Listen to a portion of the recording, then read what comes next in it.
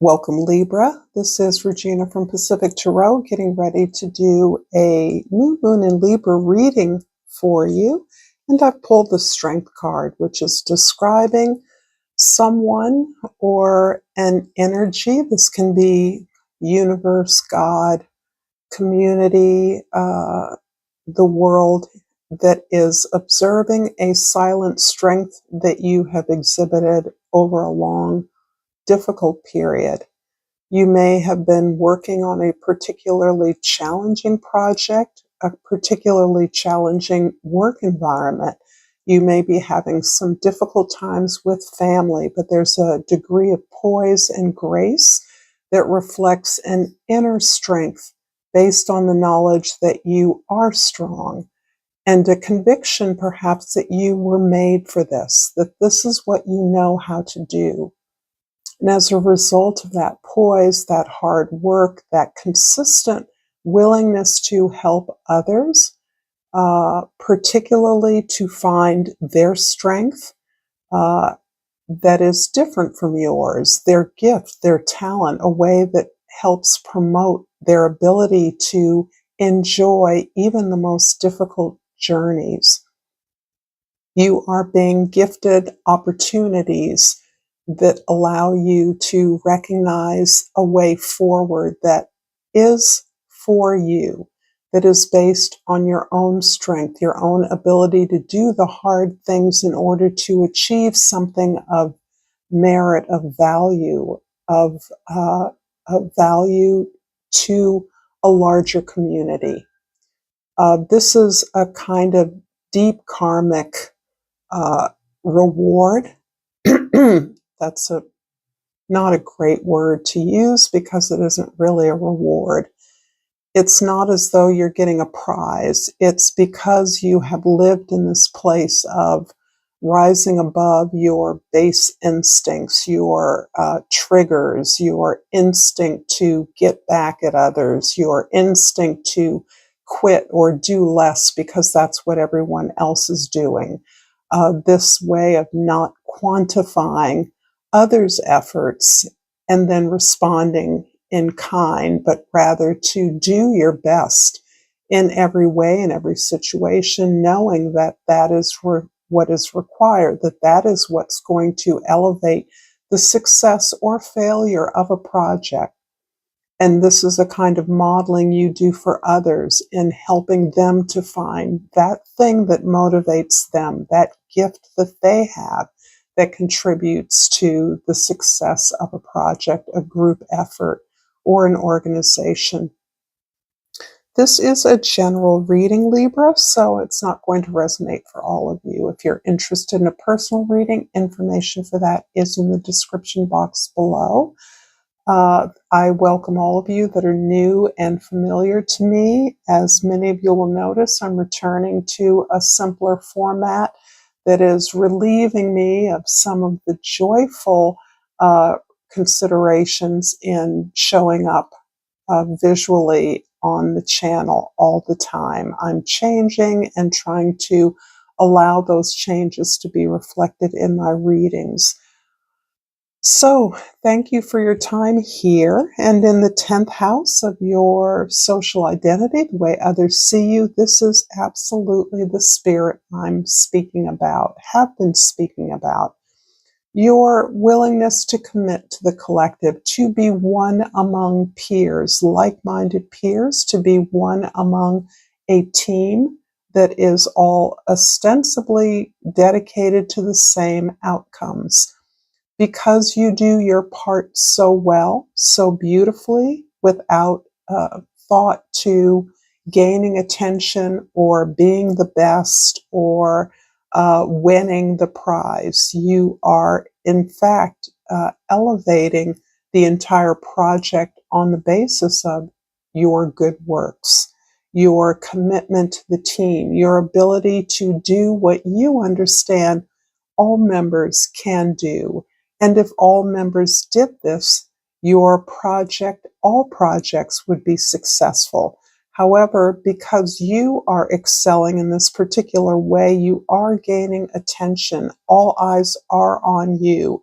And although that may make you a bit uncomfortable because I don't believe you're doing something for the glory, you are receiving accolades, acknowledgement, appreciations, interest from your peers with whom you work. And that is really your goal. That is really makes you feel incredibly fulfilled. It's not about the money, it's about the way that other team members recognize your efforts, find something of value in it for themselves, and acknowledge the extra effort that they see, the excellent effort that they see, and want to model. So this is beautiful. You are being seen, you are gathering attention, but it's for things that you feel are right, the right things. In the first house, Libra, this is the area of the new moon's energy in your sign. The first house is really the way that your perspective shapes your everyday affairs, your attitude, your mentality, your mindset. And the Ace of Cups couldn't be more allowing. This is you allowing yourself to be loved, to be rewarded, to be acknowledged, to be appreciated. And I do feel that you have perhaps unconsciously or very consciously set up a situation in which you are being seen and validated, but it's on your terms. And by that I mean it's for reasons that you agree would help to not only support and the project that you're working on, the team that you're a part of, but it's for the purpose of greater service to a community, an audience, the world in some way. It is for others that you work. What is so beautiful about the moment is you are in this very divine space where you understand that the more you love, appreciate, and value who you are and what you do, the more those values are reflected in your experience by others. So this is really one in which you feel that you're getting attention for things that are in alignment with your principles, with your values. And in that way, you may be receiving attention that is flattering, that really supports you to feel the way that you want to feel. This feels as though it's representing a major progression for you in your experience. There's the absence of a sense of competition or rivalry. There is, as always with you, Libra, an attention to balance and harmonizing the needs and the desires of others with those of your own. So you are really living your purpose in many ways. You have ample opportunities to mediate and model the behavior that you feel supports truth and the justice of that truth. In the fourth house of your home base, your domestic environment, your foundation or roots, the Ten of Wands, is indicating your tendency to take on a lot. Because of this tremendous balance and justice, fairness that helps you to focus and move through your responsibilities, understanding the end goal is something that not only supports others, but it supports you as well. You are learning to minimize the opportunities or minimize the responsibilities that you take on in order to do a few well. Because you're feeling a sense of success, you no longer need to exhaust yourself taking up each and every cause, responding to each and every request that's made of you, learning to say, no, my cup is full. I've got a lot on my plate. I can't do more. In fact, learning to delegate your responsibilities is critical for you to continue on this very productive path you're on. One that is not only productive, but is not going to burn you out, as I can see you have a tendency to do. Your skills are so needed in terms of mediating conflicts between others, finding common ground between a contentious group or among an argument or a debate, that you are learning to limit your responsibilities in that regard, and to be clear that you have to protect your health. It's time for you to sit down. And this is really important because you can exhaust yourself quite easily because your services, your abilities are so in demand. In the seventh house of your significant relationships, we have the Queen of Cups. The Queen of Cups is all about this beautiful balance between your flow and this flow that feeds you and helps you to generate the cycle of self-healing and self-love. This is you channeling back all of these experiences of appreciation, of sharing love, and feeling fulfilled in that synastry, so that you are very clear that the more you experience this feeling of sharing love in an equal, healthy, clear way that arises from your need, your authentic desire, your own expression, that you are able to generate the sense of goodwill among others. So it's quite likely that you are supporting others, perhaps in your home life or in a particular relationship. You are the healer, you are the balancer, you are the justice. But this all goes to serve and reinforce those things that you understand and are doing for yourself. If this reading is resonating for you, Libra, please like this video. Please share this with others if you feel inclined to do so. And please like this, please subscribe to my channel, Pacific Tarot. And I pulled for you the Perseverance card. I know that I can do whatever I set my mind to. So what I'm feeling particularly from this energy, and I love the mandalas on this card, you are actually understanding that it is from your central desire and need to express yourself in balance that you are experiencing this sense of clarity and equality in your environment.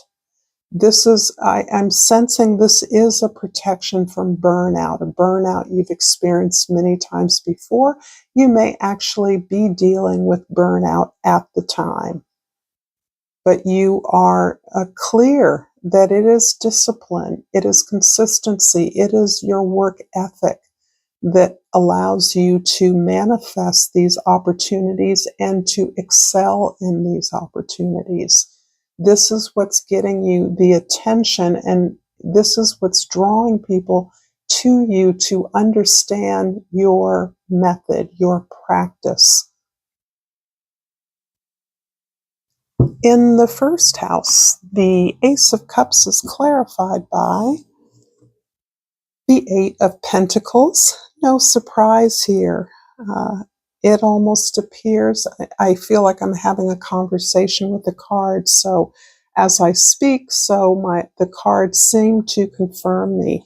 This is all about your ability to develop yourself in a way that helps you to improve your skills, improve your talents, to prepare yourself for the opportunities you're manifesting. And because this is taking you to a place of devotion, loyalty, I always feel this as the love of creating, the love of making, that is multi-layered and that generate so many positive endorphins within your aura, within your energy field, that this often solitary work begins to clarify for you the way that you are creating good feelings in your world, in the things that you desire, in your accomplishments. It's all about the sense of sharing love, sharing care, nurturing attention, attending to the things that are significant and important, and how that generates a sense of feeling that you want to build on. You want to keep this going. Eights are always numbers of success. You're almost at the end of something. And this is such beautiful energy that indicates how clear you are about the nature of magic. In other words, it isn't you or anyone else sitting in a lotus position waiting for something to happen to you. You actually understand that you create your opportunities. You manifest those through the act of discipline, moving forward, making sometimes really incremental progress day by day, often progress that can't be seen, but you know inside that you're moving along on a path towards that fulfillment. In the fourth house, the Ten of Wands is clarified by the Two of Swords. There is something here, perhaps it is based in your home practice, your domestic life, family relationship, that is teasing out a major decision, as in standing at the crossroads. This is a decision you have likely already made intuitively some time ago.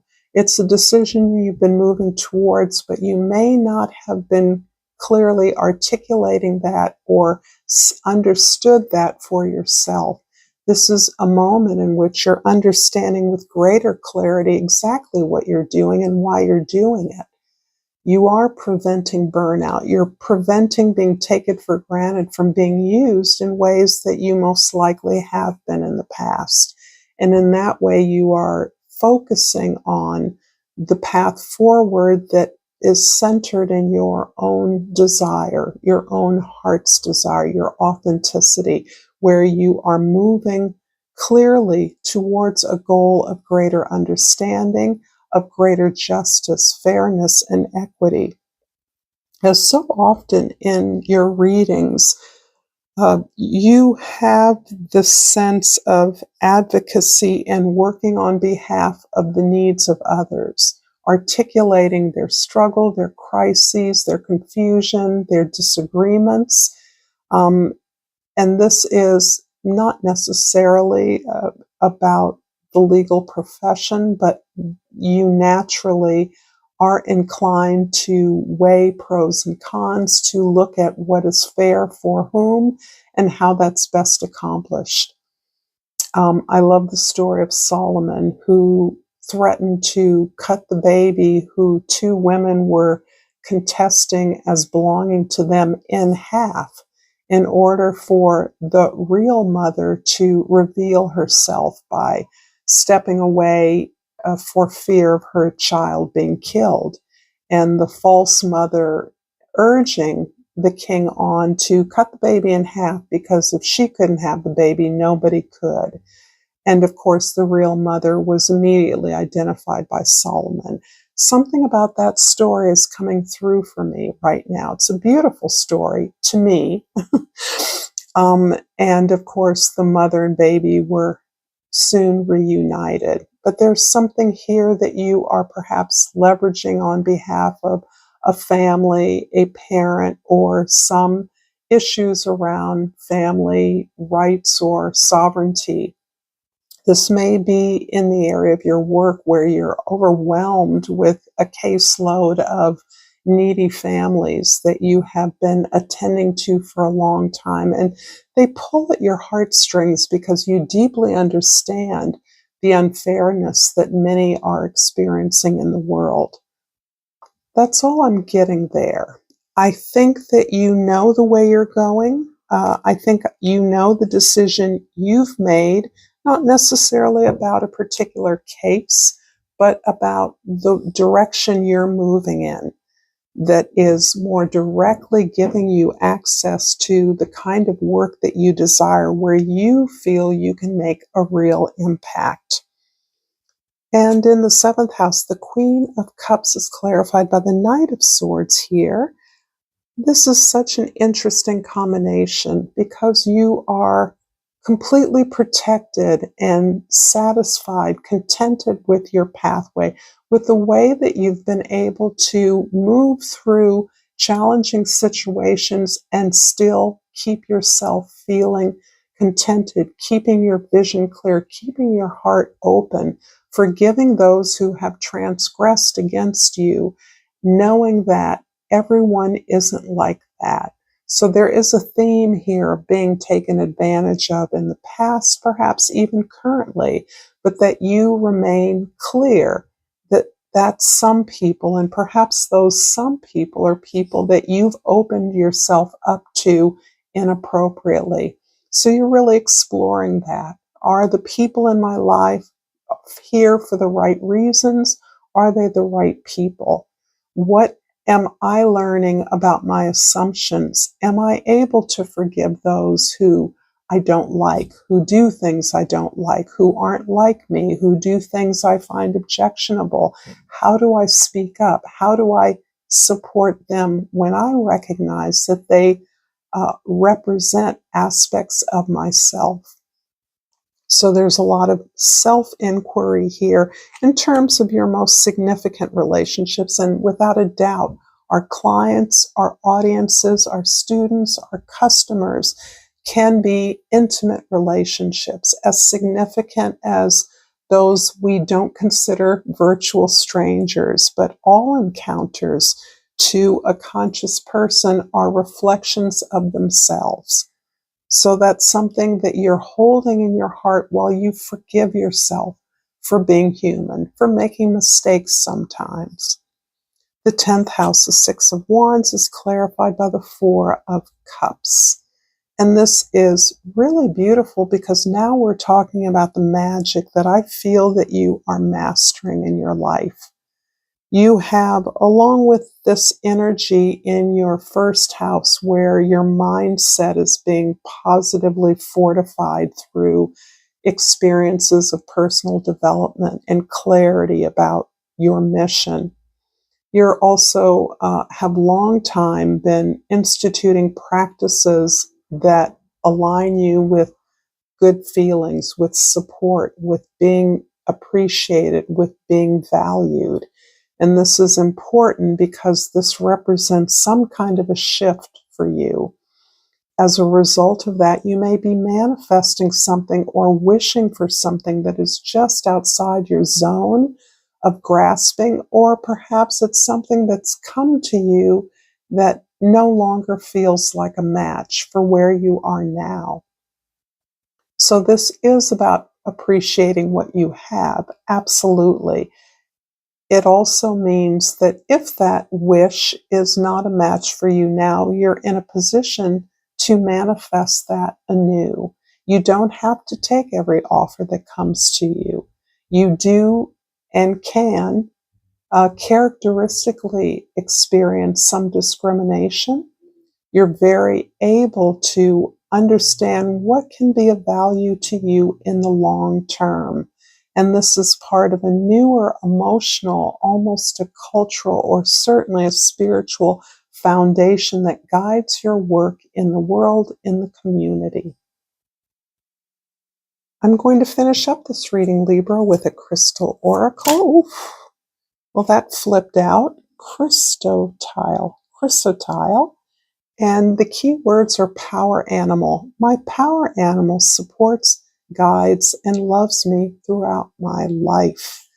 And I am not necessarily going to pull your power animal for all time, but I am going to pull a power animal for you from the Flora and Fauna of Africa, one of my favorite decks, and my homage to the motherland and to Mother Earth.